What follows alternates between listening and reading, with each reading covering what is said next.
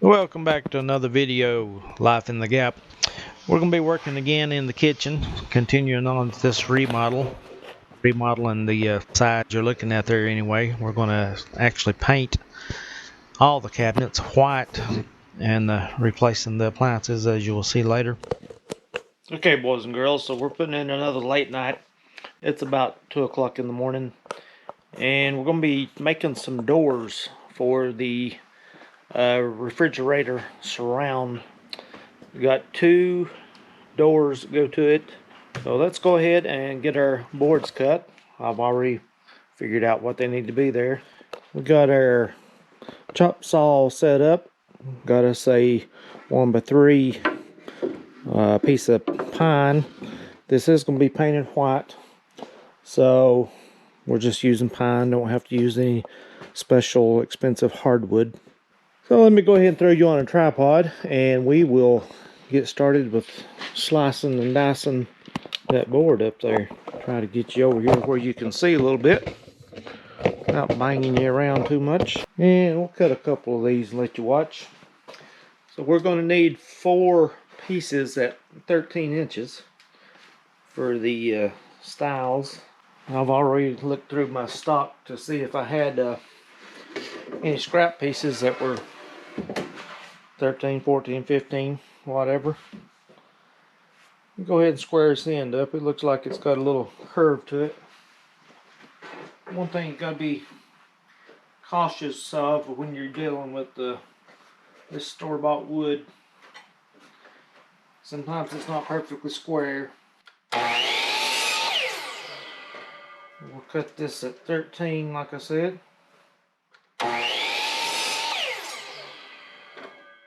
There's one.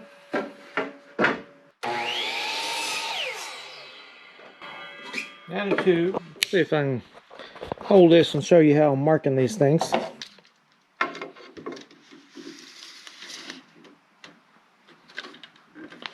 Got a right hand tape measure.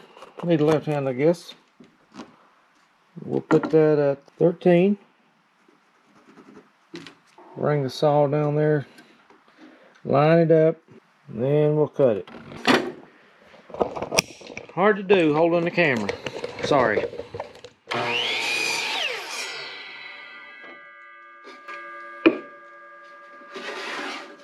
Get one more. 13 inches. Okay, so we've got our 4 pieces there. 13 inches. Now we need to get 4 of something else. And that's going to be at 14 inches. Which will be the rails. This part here, if you can see. Scribbling. I won't put you through that. Okay, we got our 4 rails at 14 inches cut. Our 4 stiles at 13 inches cut. Now we need the panels at 8 5/8 by 13 7/8. The 13 7/8 will be the width. So we're going to have to put a couple boards together, biscuit them. I think I have some 1/8s.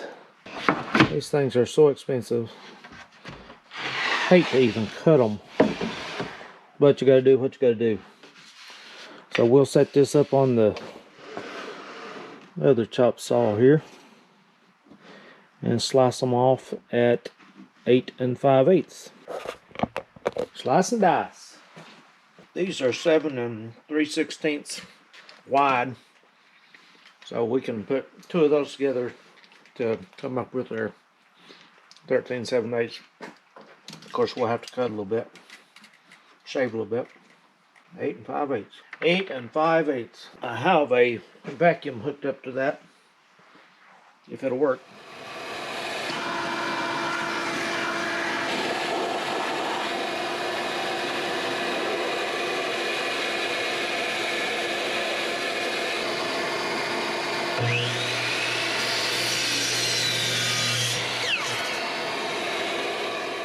Okay, so we've got our 4 pieces cut for our panels.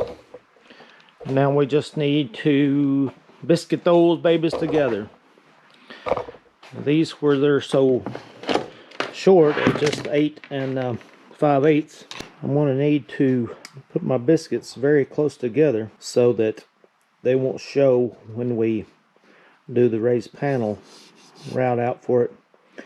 You get your biscuits down too close to the end here, it'll when you route out for your raised panel, the biscuit will show, and you don't want that. We'll try to get them back up in the body of the thing a little bit.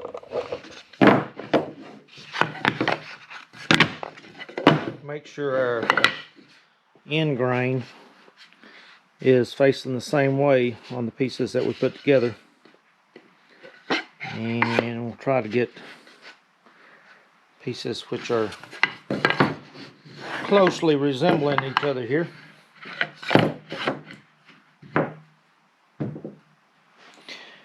See our end grain, you might be able to see it, but everything is running downhill, so we need to keep everything oriented that way. Try to get them together where you have a good match and there's not a big crack showing. You don't want to show your crack. Don't want my biscuit getting down into the 2-inch area probably, so we'll try to keep it everything above that. May just have room for one biscuit, probably be the safe thing to do, so we'll put it at about 4 1/4, center it. Okay, so I've got the number 20 biscuits. I've got my glue using the Type Bond. Make sure we got all of our wood shavings cleared out of the way. Put some glue on the end of this, in the hole, of course. Do the same for the receiving side. And we'll take a little brush and make sure we have good coverage on all of it. Put our biscuit in there and put them together.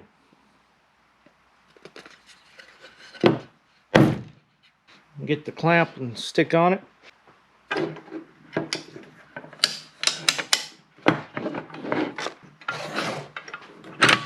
We'll tighten that clamp down and hopefully it'll pull this crack out of here. There goes the crack. One thing you do want to make sure when you're clamping these things down is make sure that the height stays even as far as between the two boards. Sometimes one will slip down a little bit lower than the other. Alright, we're good there. You always want to check too, make sure you're not bowing. You can see here on this end I got some air underneath there, so I need to beat that down. Use a rubber mallet if you can find one. I can't find mine right off, so I'll just use my hand. You see that worked pretty well. Now we'll let that set overnight and let it dry. And tomorrow we'll need to cut a 1/2 inch or so off the edges. Square everything up, and then we can route down, put our raised panel design on there. Go ahead and get this one put together. I've set up the router for the raised panel using my little jig here. You can see that. That's the profile that we'll be coming out with. We'll just run that through there and get that profile on there.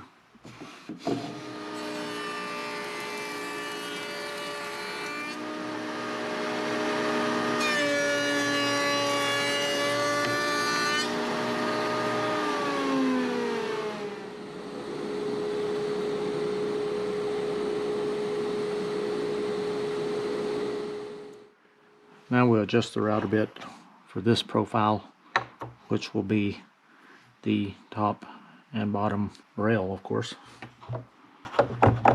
We'll get that to fit right in there. Of course, you make sure your router's unplugged. You don't want to be fooling this stuff with a live router. There you see we got it fitting in there nicely.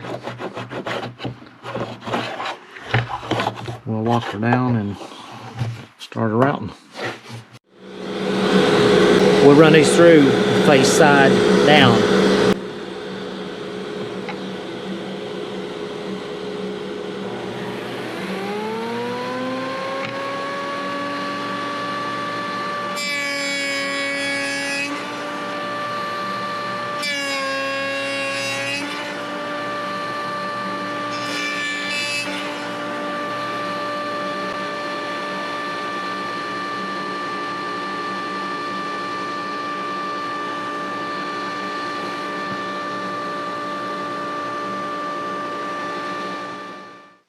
Now we got to get our panels ready.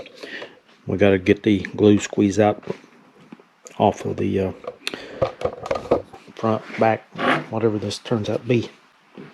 We'll just use a scraper and then scrape it right off of there.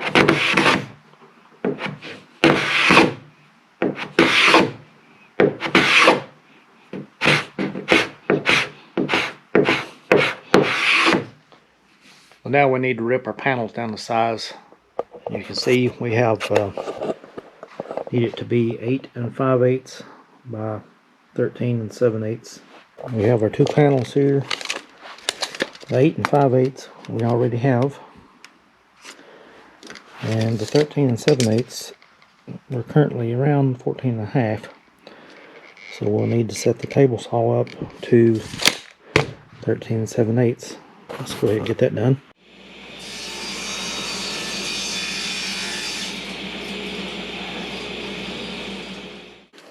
Okay, so we got the panels now at 13 7/8 by 8 5/8. So we're ready to move on to the router using the raised panel bit.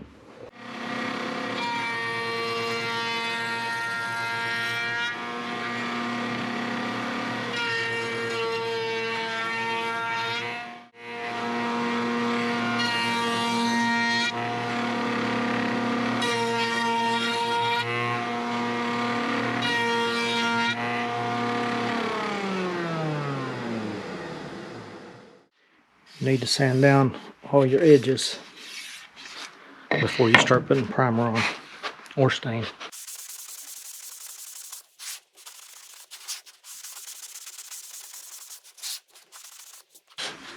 And of course, sand your front and back also. You can see here on this panel, I got a few areas that have some pretty good cracks. So I'm going to fill that in with the wood filler. I generally use this Minwax stainable wood filler. That'll work for painted surfaces also. Use my little putty knife. That's actually artists to put their paint on a canvas with.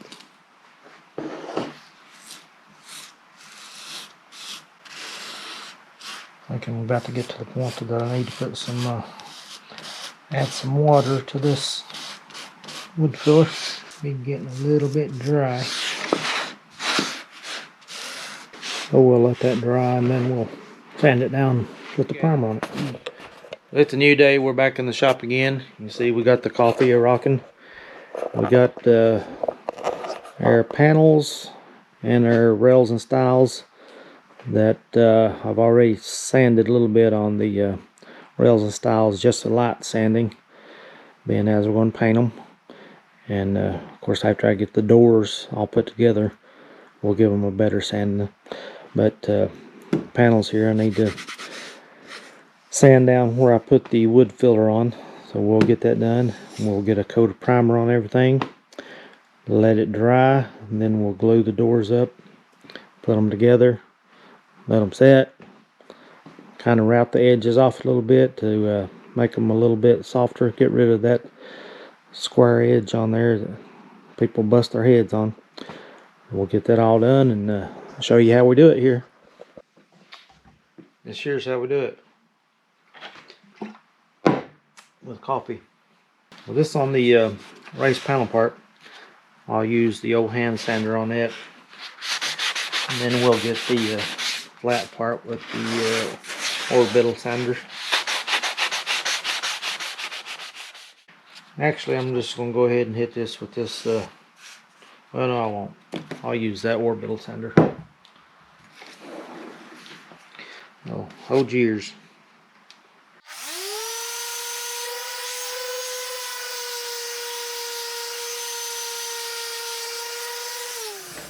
There we go, just like there's nothing to it. I'm going to get the air hose and blow that off a little bit.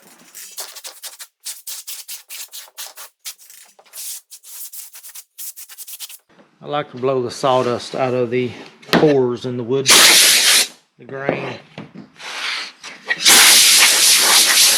Get that sawdust out of there so the paint can soak in. I'm using the Kills all-purpose interior exterior primer on this.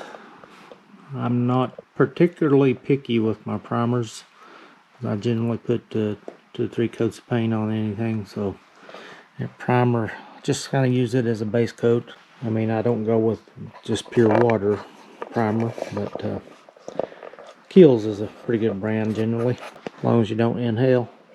Well, let's go ahead and get a coat of primer on these things. I like to start with the raised panel part on here, the routed out edge.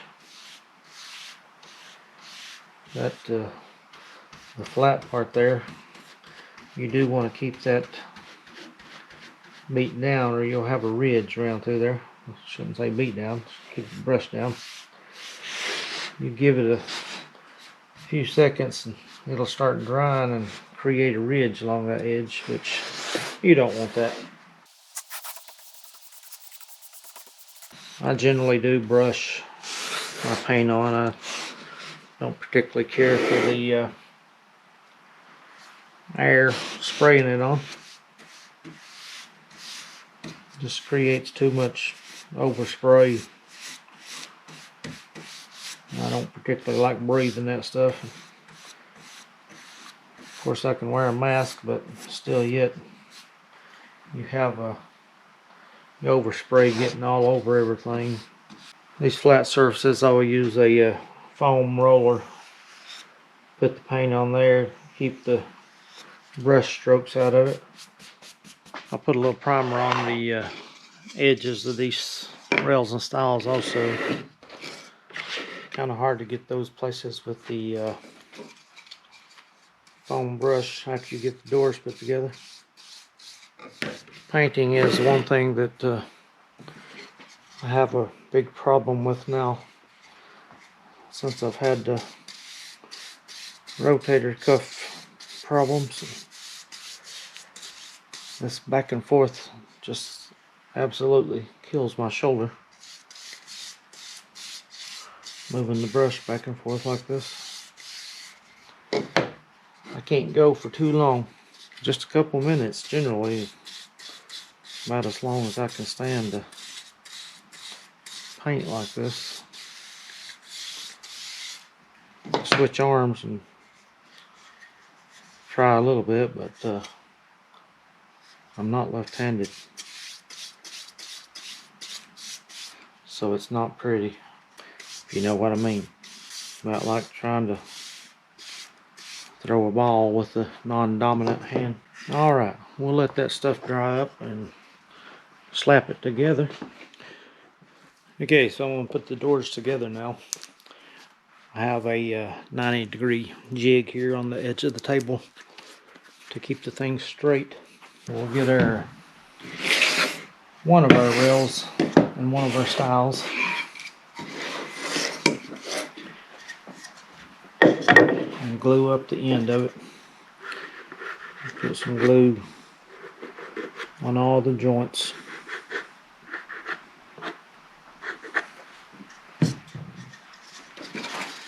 slide it together.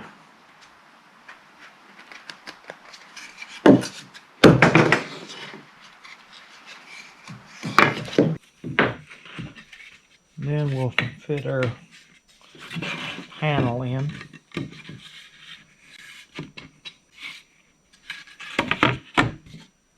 And glue up our other rail here.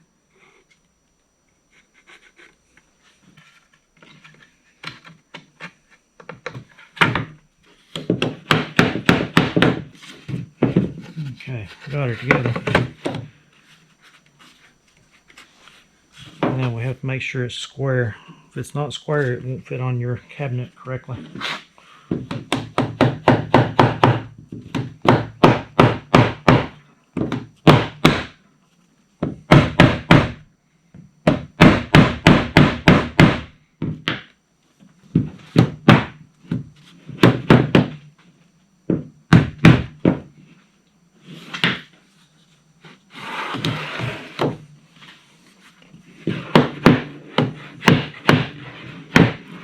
Appears to be pretty good.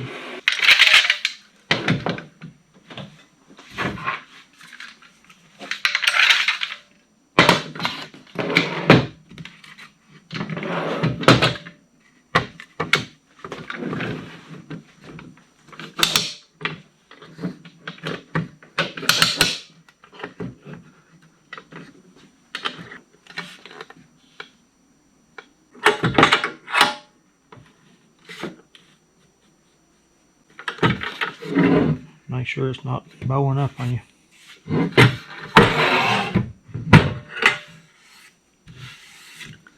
Looks good.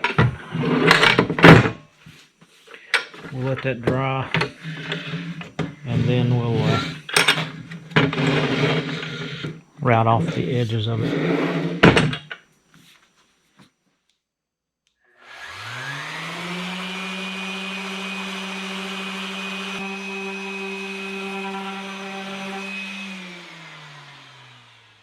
Okay, now I'm going to drill out my holes for my hinges using the recessed hinges.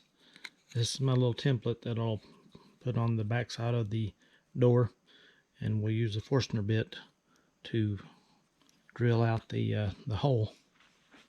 Set the square up for 1 inch, and then set my template there at the 1 inch mark. Punch the hole. This will be the holes for the screws.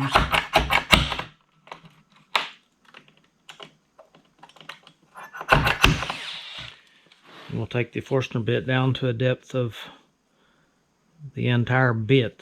To this point my fingernail's at. It's that deep in the wood.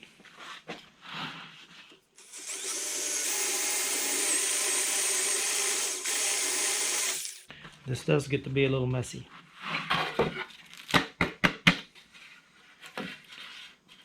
This is the hinge. It is a soft close type hinge. You can see when it releases, see how slowly it closes.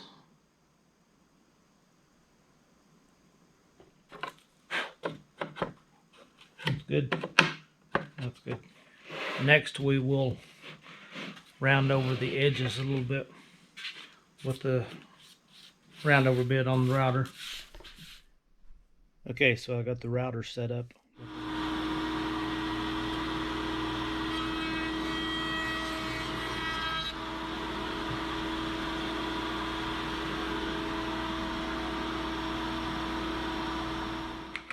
We'll go ahead here now and get our primer on these doors. Just going to brush it on.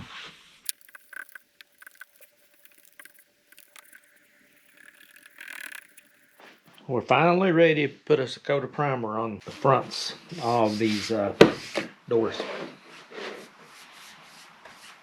Go ahead and brush it on.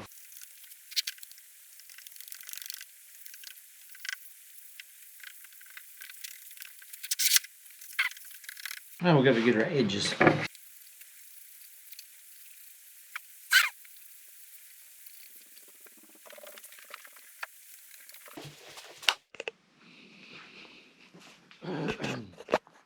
Folks, today we're going to put a coat of paint on the cabinet doors.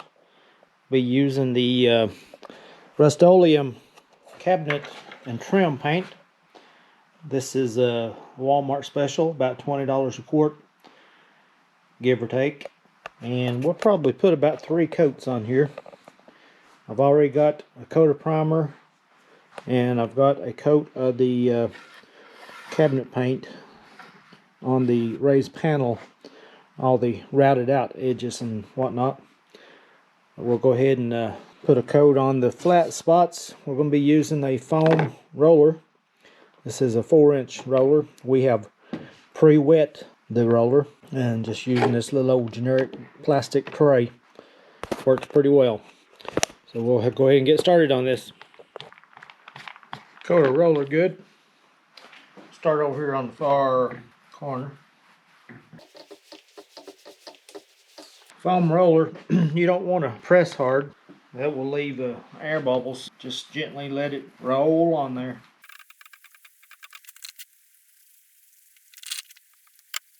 Be real careful with your edges. Keep the runs off of them. You have to go over it several times. Get rid of those runs. They just magically appear. Well, there's our first coat. Like I say, we'll do a couple more. I use these little triangle thingamajiggies to keep it off of the table where I've rubbed at the bottom edge there. Don't want it sticking to the table. The doors are done except for putting the knobs on them. Ready to install.